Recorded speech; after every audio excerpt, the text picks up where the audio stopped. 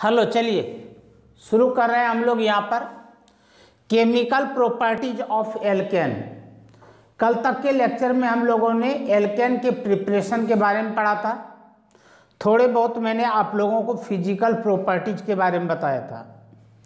याद दिला दो कि फिजिकल प्रॉपर्टीज में हम लोगों ने ये कहा था एल्केन का नेचर नॉन पोलर होता है, इसलिए यह वाटर में सॉल्युबल नहीं होता है।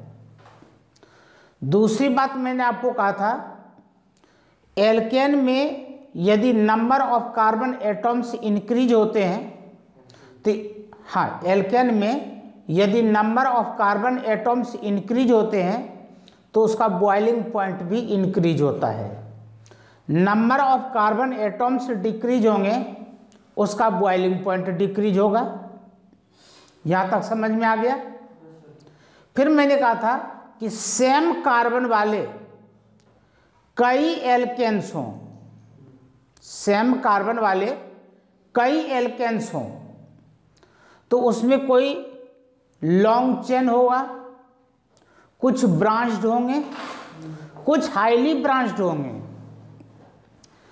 तो चेन की लंबाई जितनी ज़्यादा होती है बॉइलिंग पॉइंट उतने ही ज़्यादा होते हैं। ब्रांचिंग होने से चेन की लंबाई छोटी होती चली जाती है।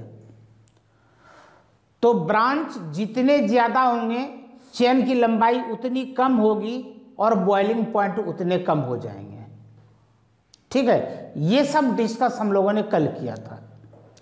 आज हम लोग डिस्कस करने जा रहे हैं इसके केमिकल प्रॉपर्टीज के बारे में। केमिकल प्रॉपर्टीज में जनरली आप याद रखेंगे कि हमें ऑर्गेनिक केमिस्ट्री में 3 तरह के रिएक्शंस पढ़ने होते हैं। एक होता है सब्स्टिट्यूशन रिएक्शन, एक बेसिक चीज मैं आपको बता रहा हूं। मैं ऑर्गेनिक केमिस्ट्री के रिएक्शन के बारे में बात कर रहा हूं। एक होता है एडिशन रिएक्शन, एडिशन रिएक्शन, इसे आप कॉम्बिनेशन रिएक्शन भी कह सकते हैं। उसके बाद एक होता है एलिमिनेशन रिएक्शन, एलिमिनेशन रिएक्शन। अब प्रश्न ये उठता है कि जी मुझे कैसे पता लगेगा कि कहाँ पर सब्स्टिट्यूशन रिएक्शन होने हैं, कहाँ पर एडिशन रिएक्शन होने हैं और कहाँ पर एलिमिनेशन रिएक्शन होने हैं। इसके लिए बिल्कुल सीधा सा एक तरीका है पहचानने का। यदि आपके पास कोई भी हाइड्रोकार्बन है, कोई भी ऑर्गेनिक कंपाउंड है और वहाँ पर यदि कार्बन कार्बन के बीच में हर जगह यदि सिंगल बॉन्ड है, कहीं भी डबल या ट्रिपल बॉन्ड नहीं है, तो निश्चित रूप से वहां पर सब्स्टिट्यूशन रिएक्शन होते हैं। तो इसका मतलब एल्केन के अंदर कौन सा रिएक्शन होगा? सब्स्टिट्यूशन रिएक्शन होगा। सब्स्टिट्यूशन रिएक्शन बेंजीन में भी होते हैं। हालांकि बेंजीन में एक नहीं 3 डबल बॉन्ड होते हैं, तो वहां पर एक कहानी अलग है, उसका कंडीशन, टर्म्स एंड कंडीशन अलग है। तो याद रखिएगा कि एक बेंजीन रिंग के केस में सब्स्टिट्यूशन रिएक्शन होता है और नंबर 2 में एल्केन का कोई भी कंपाउंड होगा उसमें सब्स्टिट्यूशन रिएक्शन होगा। अब बात करते हैं एडिशन रिएक्शन कहां पर होता है। यह एडिशन रिएक्शन जनरली एल्कीन और एल्काइन में होता है, क्योंकि एल्कीन में डबल बॉन्ड होते हैं, एल्काइन में ट्रिपल बॉन्ड होते हैं। तो जो यहां पर मैं एल्कीन लिख रहा हूं, एल्कीन एंड एल्काइन, इन दो के अंदर एडिशन रिएक्शन होता है। और जो ऊपर वाला मैंने कहा यहां पर आप याद रखेंगे जनरली एल्केन एंड बेंजीन यानी कि C6H6 या इसके डेरिवेटिव्स भी हो सकते हैं। अब रही बात एलिमिनेशन। एलिमिनेशन कहां पर होता है? यह डबल बॉन्ड वाले हाइड्रोकार्बन के डेरिवेटिव्स में भी होता है। सिंगल बॉन्ड और डबल बॉन्ड दोनों के डेरिवेटिव्स में होता है। जैसे मान लीजिए कि आपके पास CH3 CHCl और यहां पर CH2 और CH3 है, तो हर जगह यहां पर आपको सिंगल बॉन्ड नजर आ रहे हैं और इसमें यहां पर यह क्लोरीन लगा हुआ है, तो यह एल्केन का क्या हो गया? डेरिवेटिव्स हो गया। सर इसमें सिर्फ डबल बॉन्ड और सिंगल बॉन्ड आते हैं एलिमिनेशन में। एल्किन में डबल बॉन्ड आते हैं, एल्काइन में ट्रिपल बॉन्ड आते हैं और एल्केन में सिंगल बॉन्ड आते हैं। तो सिंगल बॉन्ड वाले में सब्स्टिट्यूशन रिएक्शन, डबल और ट्रिपल बॉन्ड वाले हाइड्रोकार्बन्स के अंदर एडिशन रिएक्शन, और यदि मान लीजिए कि इसके कोई डेरिवेटिव्स हैं तो उसमें एलिमिनेशन रिएक्शन होता है। यहां तक समझ में आ गया? अब हम लोग एल्केन के केमिकल प्रॉपर्टीज के बारे में बात कर रहे हैं, तो पहले एल्केन को समझ लेते हैं। इसमें कुछ एक टर्म्स यूज होते हैं, उन टर्म्स को भी याद रखना बहुत जरूरी है। तो जो टर्म्स यूज होने वाले हैं उन सभी टर्म्स के बारे में हम लोग पहले डिस्कस कर लेते हैं कि यहाँ पर किस चीज़ का मतलब क्या होता है। जैसे कि मैंने यहाँ पर लिखा है हाइलोजिनेशन, तो यहाँ पर मैं कई एक चीज़ लिखने जा रहा हूँ। एक तो मैं यहाँ पर लिख रहा हूँ हाइलोजिनेशन, दूसरा मैं यहाँ पर लिखने जा रहा हूँ डी हाइलोजिनेशन,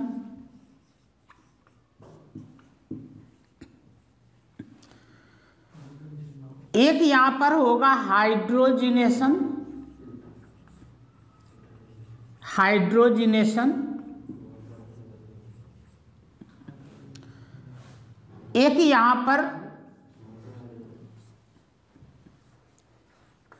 नाइट्रेशन, यहां पर सल्फोनेशन, सल्फोनेशन,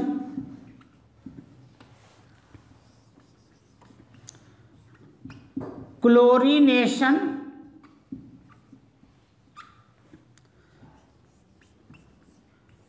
हाइड्रेशन। तो पहले इसका मतलब समझ लीजिए। आ जाइए, बैठिए। अभी हम लोगों ने पढ़ना शुरू नहीं किया है, आपके लिए मैं रोका हुआ था। कल तक हम लोगों ने पढ़ा था केमिकल प्रॉपर्टीज के प्रिपरेशन के बारे में। आज एल्केन के कल हम लोगों ने एल्केन के प्रिपरेशन के बारे में पढ़ा था। आज हम लोग एल्केन के केमिकल प्रॉपर्टीज के बारे में पढ़ेंगे। इसको पढ़ने से पहले इन सभी टर्म्स को समझ लेते हैं। देखिए, हाइलोजिनेशन का मतलब होता है हाइड्रोजन का ऐड होना। अब हाइड्रोजन में फ्लोरीन, क्लोरीन, ब्रोमीन या आयोडीन, इनमें से यदि कोई भी एक चीज किसी कंपाउंड में ऐड हो रहा है तो उसे हम लोग क्या कहेंगे? हाइलोजिनेशन कहेंगे। हाइड्रोजन का ऐड होना हाइलोजिनेशन कहलाता है। उसके बाद यदि इससे पहले डी लग गया तो डी का मतलब होता है निकल जाना। क्या निकलना? तो यहां पर हाइड्रोजन लिखा हुआ है।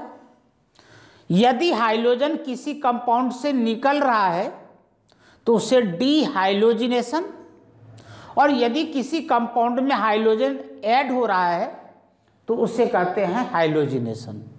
ये 2 पॉइंट समझ में आ गया क्या? उसके बाद एक होता है हाइड्रोजिनेशन।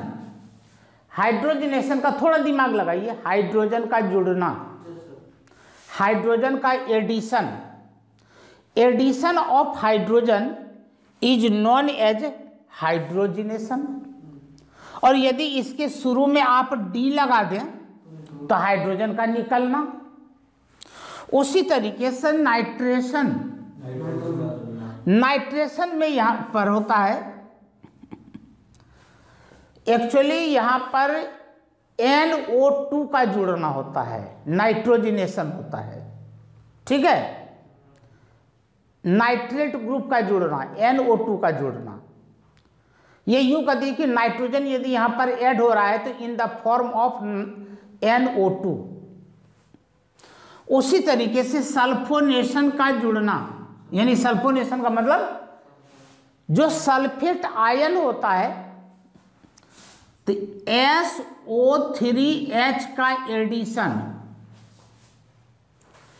SO3H का एडिशन सल्फोनेशन कहलाता है।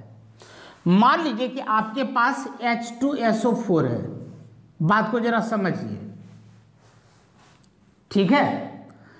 इस H2SO4 को आप अपने हिसाब से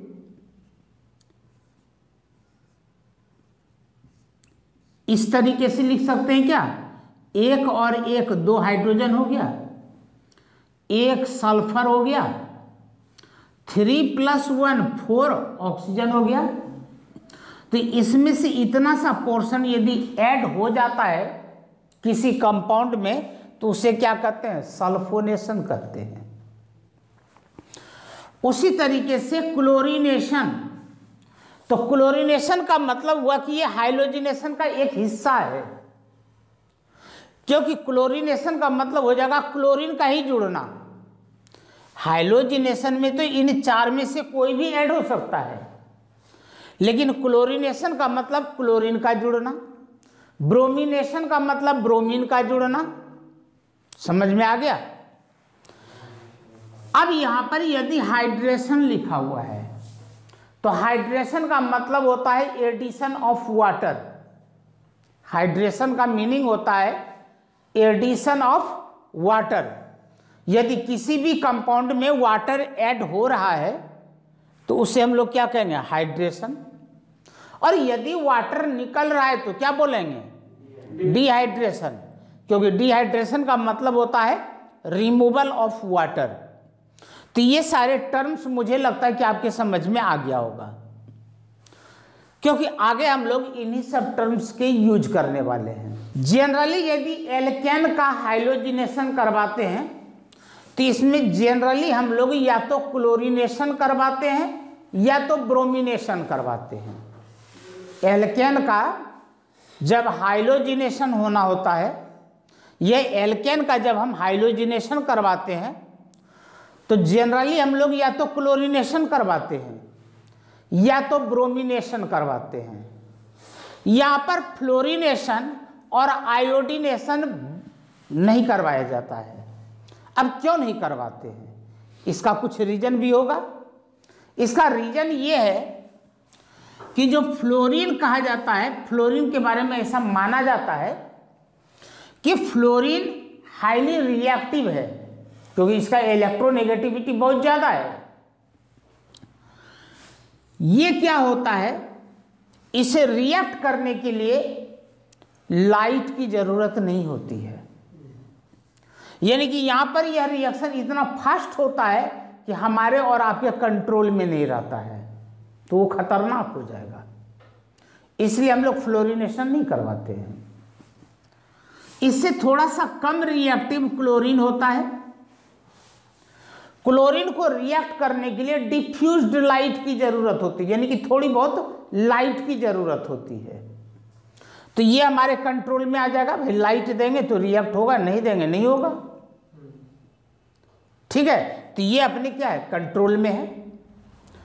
इससे थोड़ा सा कम रिएक्टिव यहां पर ब्रोमीन होगा, क्योंकि ब्रोमीन को रिएक्ट कराने के लिए थोड़ा हीट भी करना पड़ेगा,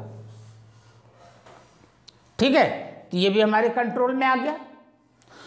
लेकिन आयोडीन की रिएक्टिविटी यहाँ पर इन सबों में सबसे कम है, क्योंकि इसे रिएक्ट करने के लिए केवल हीट करने से काम नहीं होगा, इसको साथ में कैटेलिस्ट भी देना पड़ेगा। तो ये दोनों रिएक्शन इजीली हो जाते हैं, इसलिए एल्केन में हम लोग या तो क्लोरीनेशन करवाते हैं या तो ब्रोमिनेशन करवाते हैं। ये कंसेप्ट समझ में आया? इसलिए यहां पर देखिए मैंने लिखा तो है हाइड्रोजनेशन, लेकिन यहां पर मैंने क्या लिखा? क्लोरीन। ठीक है, और यहां पर H नू का मतलब हो गया सनलाइट या कोई भी रेडिएंट एनर्जी। तो यहां पर RH का मतलब एल्केन हो गया। कल भी मैंने कहा था कि R का मतलब क्या होता है? Methyl, ethyl, propyl, butyl, pentyl, hexyl, कुछ भी ले सकते हैं। तो R के जगह पर आप CH3 भी लिख सकते हैं। यदि इसके साथ H है तो यह क्या बन गया? मीथेन बन गया क्या? R के जगह पर आप C2H5 भी लिख सकते हैं। इसके साथ H है तो क्या बना? यह C2H6 बना क्या? तो ये इथेन है। तो यहां पर आप कोई भी एल्केन ले सकते हैं, क्लोरीन के साथ रिएक्ट करता है। यहां से क्लोरीन का एक एटम इस हाइड्रोजन को रिमूव करके खुद ये यहां पर लग जाता है और यहां पर क्या बनाया है? Alkyl chloride. इसे क्या बोला जाएगा? Alkyl chloride. इसे एल्काइल क्लोराइड क्यों बोल रहे हैं? क्योंकि यहां पर हमने R लिखा है और R से ये नहीं पता लग रहा है कि यह R मिथाइल है, यह इथाइल है, यह प्रोपाइल है, यह ब्यूटाइल है, यह क्या है। यदि आप यहां पर CH3 लिख देते और यहां पर Cl होता तो अब बताइए इसका क्या नाम होता? मिथाइल क्लोराइड हो जाता। यदि यहां पर C2H5Cl होता तो अब बताइए इसका क्या नाम होता? इथाइल क्लोराइड होता। यदि यहां पर C3H7Cl होता तो अब इसका क्या नाम होता? प्रोपाइल क्लोराइड होता। यदि यहां पर C4H9Cl होता तो क्या नाम होता? Butyl chloride. समझ में आ गया? तो इस तरीके का कुछ भी हो सकता है। और यहां पर HCl निकलेंगे, क्योंकि यहां से निकला हुआ हाइड्रोजन और यहां पर एक बचा हुआ क्लोरीन, वो दोनों आपस में रिएक्ट करेंगे और HCl बनाता है। ठीक है, अब यहां पर बात करते हैं कि जितनी आसानी से मैंने बहुत सारे यहां पर प्रोडक्ट्स बना दिए, इतनी आसानी से रिएक्शन होते नहीं हैं। अब हम लोग यहां पर इसके मैकेनिज्म को पढ़ते हैं। तो यहां पर मैकेनिज्म, आपके पेपर में कोई न कोई एक मैकेनिज्म जरूर आएगा। अब यहां पर जनरली याद रखिएगा, ऑर्गेनिक केमिस्ट्री में जो रिएक्शंस होते हैं वह कम से कम 3 स्टेप्स में कंप्लीट होते हैं। First step, second step and third step. पहले स्टेप में क्या होता है? या तो फ्री रेडिकल बनेंगे, या तो इलेक्ट्रोफाइल बनेंगे, या तो न्यूक्लियोफाइल बनेंगे। जिन्होंने ये चीज पहले चैप्टर में पढ़ा होगा उनके समझ में आ रहा होगा, और जिन्होंने नहीं पढ़ा या भूल गए हैं तो मैं याद दिला रहा हूं। पहले उन सब चीजों को एक बार दोबारा रिकॉल कर लेते हैं। जैसे मान लीजिए कि यहां पर क्लोरीन है, ठीक है, पहले समझिए बाद में कॉपी कीजिएगा।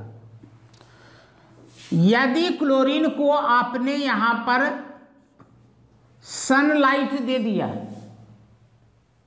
तो यहां पर क्या होगा कि ये जो सिंगल बॉन्ड देख रहे हैं, इस सिंगल बॉन्ड का मतलब कि यहां पर 2 इलेक्ट्रॉन्स हैं। एक इलेक्ट्रॉन इस क्लोरीन के पास जाएगा और दूसरा इलेक्ट्रॉन इस क्लोरीन के पास जाएगा।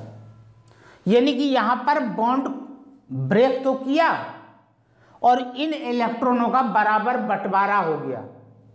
भाई 2 इलेक्ट्रॉन्स थे और ये 2 भाई हैं, दोनों ने एक एक इलेक्ट्रॉन बांट लिया। तो अब यहां पर 2 Cl डॉट मिलेगा। भाई 2 क्लोरीन है, आपने 2 क्लोरीन दिखाए, दोनों के पास एक एक अनपेयर्ड इलेक्ट्रॉन प्रेजेंट है। तो यदि इस तरीके का कुछ बनता है तो इसे क्या कहते हैं? Free radical. इसे क्या कहा जाता है? Free radical. यहां तक किन्हीं को कोई डाउट? यदि आपके पास यही Cl है और यही Cl है और इसे आपने रेडिएंट एनर्जी नहीं दिया या इसे आपने इलेक्ट्रिकल एनर्जी नहीं दिया, इससे कम एनर्जी दिया। यदि कम एनर्जी दिए तो बॉन्ड तो ब्रेक होगा, इतना तो देना ही होगा जिससे कि बॉन्ड ब्रेक हो जाए। लेकिन इस बार अनइक्वल अमाउंट में इलेक्ट्रॉनों का डिस्ट्रीब्यूशन होगा। क्या होगा? ये 2 इलेक्ट्रॉन्स हैं, यहां पर जो 2 इलेक्ट्रॉन्स हैं, हकीकत तो ये है कि इन 2 में से एक इस क्लोरीन का है और एक इस क्लोरीन का है। मान लीजिए कि यहां पर आपके पास कोई कैटेलिस्ट है AlCl3, कंडीशन चेंज हो गया। इस AlCl3 क्या करेगा? या तो इस क्लोरीन को या तो इस क्लोरीन को किसी को सपोर्ट कर देगा। मान लीजिए कि इसने इसको सपोर्ट कर दिया तो यह क्या करेगा? ये दोनों क्लोरीन ये दोनों इलेक्ट्रॉन अपनी ओर ले लेगा। यानी कि इस क्लोरीन ने अपना इलेक्ट्रॉन तो लिया ही, अपने भाई वाला भी इलेक्ट्रॉन ले लिया। तो यह जो Cl है इसके पास इलेक्ट्रॉन की कमी हो गई, इसके पास इलेक्ट्रॉन की कमी हो गई, इसलिए वहां पर क्या आ जाएगा? प्लस। और इसके पास इलेक्ट्रॉन एक्स्ट्रा आ गया तो यहां पर हो जाएगा Cl माइनस। एक्चुअली यह जो होता है इस रूप में होता है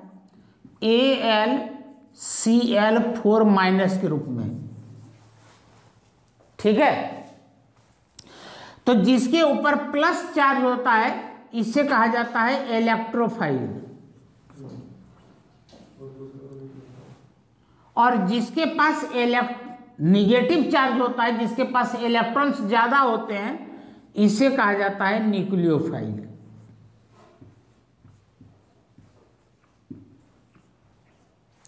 समझ में आ गया? तो याद रखिएगा कि कोई भी मैकेनिज्म हम लोग पढ़ेंगे, कोई भी रिएक्शन पढ़ेंगे, पहले स्टेप में या तो फ्री रेडिकल बनेंगे या तो इलेक्ट्रोफाइल और न्यूक्लियोफाइल बनेंगे। याद रखना है कि इलेक्ट्रोफाइल और न्यूक्लियोफाइल एक साथ बनते हैं। ऐसा नहीं है कि इलेक्ट्रोफाइल बन गया और न्यूक्लियोफाइल नहीं बनेगा। बनेंगे तो ये दोनों एक साथ बनेंगे, नहीं तो कुछ भी नहीं बनेगा। लेकिन रिएक्शन लिखते समय हम लोग कभी कभी केवल क्या लिखते हैं? Formation of electrophile. किसी रिएक्शन में लिखते हैं फॉर्मेशन ऑफ न्यूक्लियोफाइल। बन रहा है दोनों, लेकिन नाम हम किसी एक का लेते हैं। यह किस बात पर डिपेंड करता है? हमें जिस चीज की जरूरत होती है। अब मान लीजिए कि मुझे इलेक्ट्रोफाइल की जरूरत है, किसी रिएक्शन में इलेक्ट्रोफाइल की जरूरत है, तो हम लिखेंगे जरूर वहां पर फॉर्मेशन ऑफ इलेक्ट्रोफाइल, लेकिन बनेंगे दोनों चीज। या किसी रिएक्शन में अपने को जरूरत है न्यूक्लियोफाइल की, हम लोग रिएक्शन में लिखेंगे फॉर्मेशन ऑफ न्यूक्लियोफाइल, लेकिन बनेंगे दोनों। समझ में आया क्या? और यदि फ्री रेडिकल बन रहा है तो वहां पर तो हमें फॉर्मेशन ऑफ फ्री रेडिकल ही लिखना होगा। इसे कहा जाता है इंटरमीडिएट कंपाउंड का बनना या अटैकिंग एजेंट का बनना, क्योंकि यही आगे जाकर के अटैक करता है। अब यहां पर क्या हुआ होगा, यह क्लोरीन इसके प्रेजेंस में फ्री रेडिकल बनाया होगा और यह फ्री रेडिकल इसके ऊपर अटैक किया होगा, तो यानी कि फ्री रेडिकल हो या इलेक्ट्रोफाइल हो या न्यूक्लियोफाइल हो, इसे हम लोग क्या कहेंगे, अटैकिंग एजेंट। यानी कि बॉन्ड का जब फ्यूजन होता है, जब बॉन्ड ब्रेक होते हैं, तो वहां पर सबसे पहले क्या बनता है, अटैकिंग एजेंट बनते हैं। वह अटैकिंग एजेंट क्या क्या हो सकता है, या तो वह अटैकिंग एजेंट फ्री रेडिकल हो सकता है, या तो इलेक्ट्रोफाइल हो सकता है, या तो न्यूक्लियोफाइल हो सकता है। यहां तक किन्हीं को कोई डाउट हो तो पूछ ले। यहां तक समझ में आ गया। अब हम लोग बात करेंगे मैकेनिज्म। हो सकता है कि टाइम आपका ज्यादा मैं ले रहा हूं, लेकिन हर एक पॉइंट अच्छे तरीके से समझ में आएगा। तो यहां पर आपने लिखा है स्टेप फर्स्ट, मैकेनिज्म हम लोग लिख रहे हैं। यहां पर लिखा जाएगा फॉर्मेशन ऑफ फ्री रेडिकल, इसी को इनिशिएशन, इसी को इनिशिएशन भी कहते हैं, लेकिन वो आप भूल जाएंगे। लेकिन इससे आपको याद रहेगा, भाई फ्री रेडिकल बन रहा है तो formation of free radical, electrophile बन रहा है फॉर्मेशन ऑफ इलेक्ट्रोफाइल, आसानी से याद रहेगा। अब यहां पर हम लोग बात करते हैं सेकेंड स्टेप। सेकेंड स्टेप को कहा जाता है प्रोपेगेशन।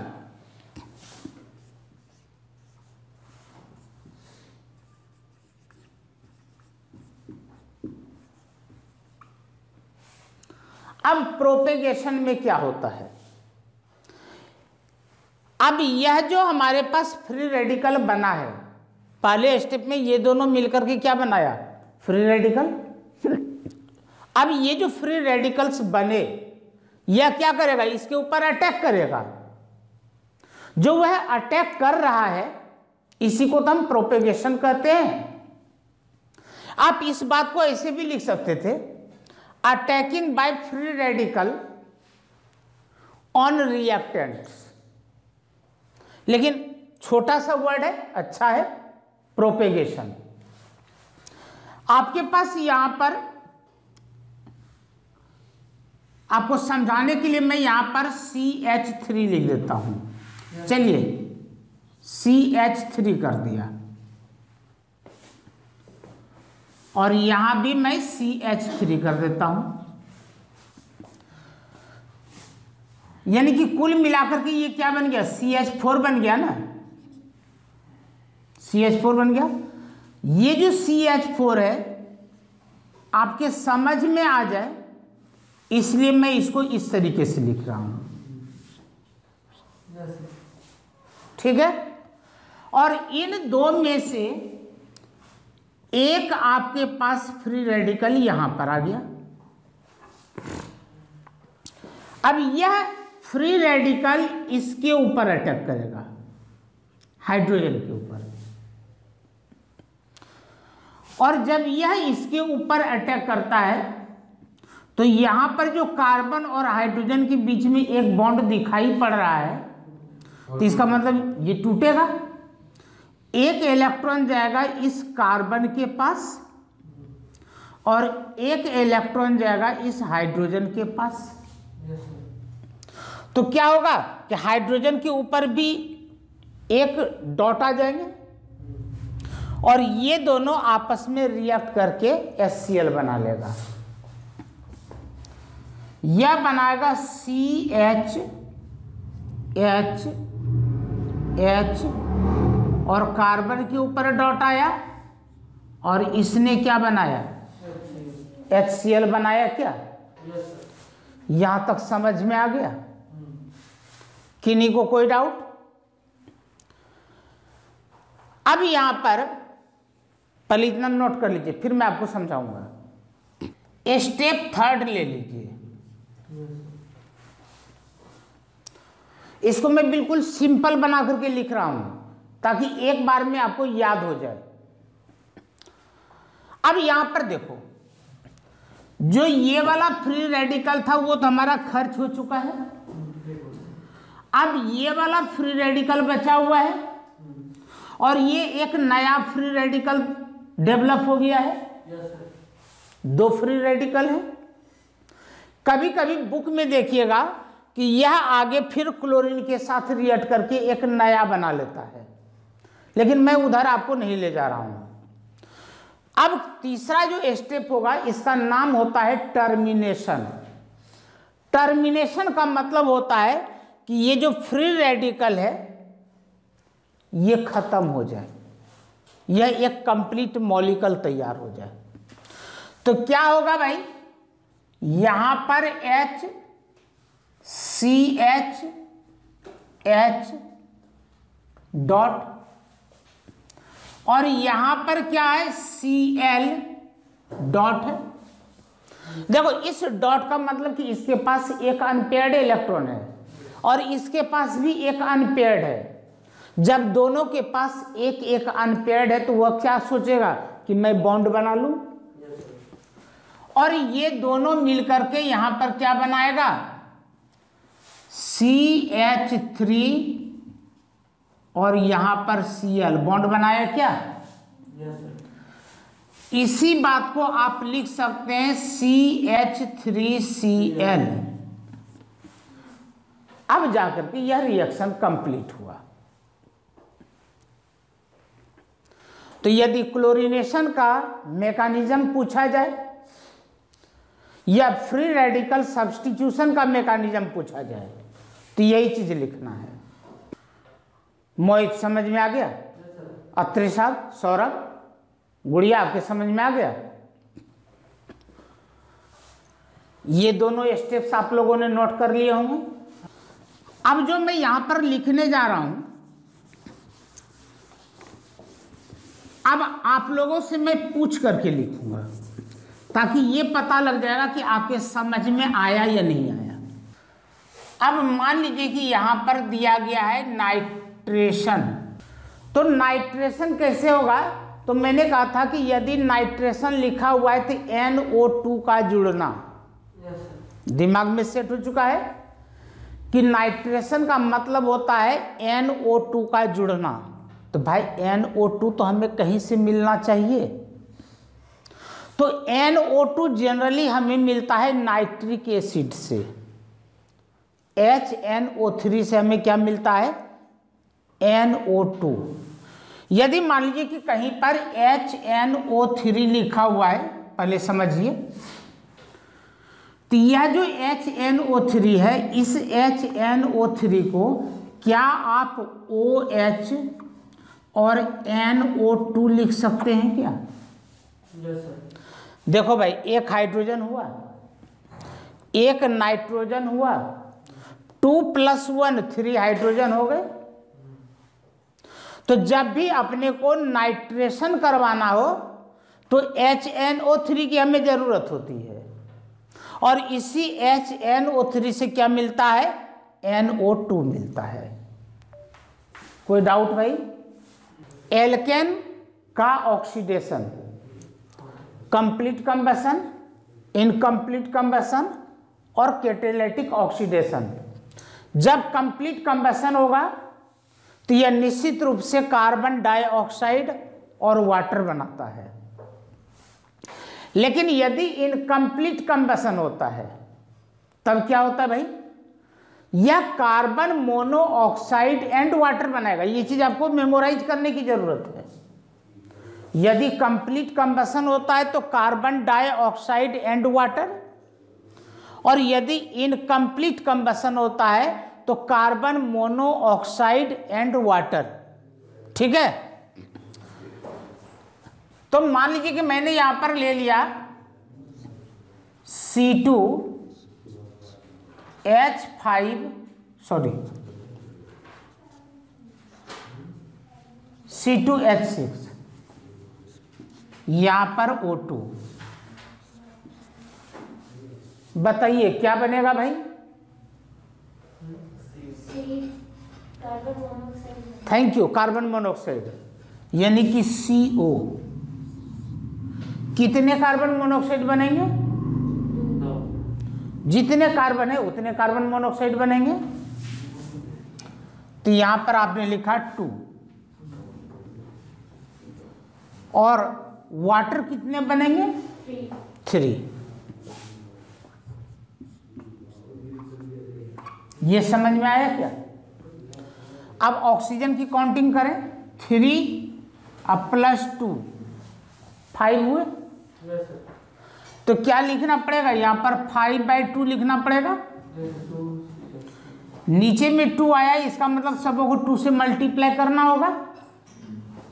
ये 2 हो गया, ये नीचे वाला 2 यहां से हटा, यहां पर 2 2 जा 4 हो जाएगा, और यहां पर 3 2 जा 6 हो जाएगा। यहां तक समझ में आया क्या? Catalytic oxidation. कैटालिटिक ऑक्सीडेशन में आपको याद रखना है कि यदि आपके पास कॉपर है तो एल्केन से एल्कोहल बनेंगे। कोई नहीं, अरे ले लो मोहित, जाते समय मुझे दे देना। यदि हम यहाँ पर कैटलिस्ट के रूप में कॉपर है तो क्या मिलेगा? एल्कोहल। यदि मोलिब्डेनम ऑक्साइड है तो आपको मिलेगा एल्डिहाइड, और यदि सिल्वर ऑक्साइड है तो आपको मिलेगा कार्बोक्सिलिक एसिड। ये 3 चीज याद रखना होगा। कॉपर है तो क्या मिलेगा? एल्कोहल। मोलिब्डेनम ऑक्साइड है तो क्या मिलेगा? एल्डिहाइड। और सिल्वर ऑक्साइड है तो आपको क्या मिलेगा? Carboxylic acid. ये 3 चीज याद हो गया। देखो इस रिएक्शन को कैसे लिखना है। एक भी चीज ऐसा नहीं है कि आपको रिएक्शन रटने की जरूरत होगी। यहां पर C2H6 C2H6 और C2H6, यहां पर दिया हुआ है कॉपर, यहां पर दिया हुआ है मोलिब्डेनम ऑक्साइड, और यहां पर दिया हुआ है सिल्वर ऑक्साइड। जहां पर कॉपर दिया हुआ है वहां पर 100 atm प्रेशर और 473 केल्विन भी दिया हुआ है। जहां पर मोलिब्डेनम ऑक्साइड है वहां पर 100 atm प्रेशर और 543 केल्विन टेम्परेचर भी है। ठीक है, ये मान लीजिए कि यहाँ पर मैंने लिख दिया है। पेपर में ऐसा दे दिया और पूछ दिया कि बताओ क्या बनेगा। क्वेश्चन समझ में आ गया? यहाँ पर क्वेश्चन नंबर दे करके आधा इक्वेशन लिख दिया है और आधे को आपको कंप्लीट करना है। अपने को क्या याद रखना है भाई? 2 कार्बन है इधर, तो जो हमें एल्कोहल मिलेगा वो 2 कार्बन का मिलेगा। इसके कारण एल्डिहाइड बनता है, तो जो हमें उधर एल्डिहाइड मिलेगा वह भी 2 कार्बन का ही मिलेगा। इसके कारण कार्बोक्सिलिक एसिड बनता है, और यहां पर 2 कार्बन है तो 2 कार्बन वाला हमें कार्बोक्सिलिक एसिड भी मिलेगा। ठीक है, तो 2 कार्बन का एल्कोहल क्या मिलेगा? यहां पर लिखेंगे C2H5OH, क्योंकि जहां पर OH होता है वह एल्कोहल होता है। एल्डिहाइड के लिए जहां पर CHO होता है वह एल्डिहाइड होता है, और 2 कार्बन वाला चाहिए तो 1 कार्बन तो इसके अंदर ही है और 1 कार्बन यहां पर होगा, तब न 2 कार्बन होगा। और यदि 2 कार्बन का कार्बोक्सिलिक एसिड बोल रहा है तो कार्बोक्सिलिक एसिड में भी 1 कार्बन तो प्रेजेंट होता ही है, और हमें 2 कार्बन वाला बनाना है तो यहां पर क्या लिखेंगे? CH3। यदि मान लीजिए कि यहां पर C4 और H10 दिया हुआ है और यहां पर Ag2O दिया हुआ है, तो इस बार हमें 4 कार्बन वाला कार्बोक्सिलिक एसिड मिलेगा। 4 कार्बन वाला क्या मिलेगा, कार्बोक्सिलिक एसिड। तो आपको अपने माइंड में क्या याद रखना है, यहाँ पर जितना कार्बन है उससे एक कम कार्बन वाला हमें एल्काइल लिखना पड़ेगा। यहाँ पर जितने कार्बन हैं उससे एक कम कार्बन वाला क्या लिखना पड़ेगा, एल्काइल। और फिर इसके साथ लगाएंगे COOH। तो देखो 3 + 1 4 कंप्लीट हो गई क्या। अब बाकी जो बच गया वो वाटर बन करके निकलेगा, जो बाकी बच गया वह वाटर बन करके निकलेगा। चाहे उसको आप लिखें ना लिखें कोई प्रॉब्लम नहीं है। समझ में आया क्या। तो मेन पॉइंट आपको क्या याद रखना है, कॉपर के कारण एल्कोहल बनता है, मोलिब्डेनम ऑक्साइड के कारण एल्डिहाइड बनता है, और सिल्वर ऑक्साइड के कारण कार्बोक्सिलिक एसिड बनता है।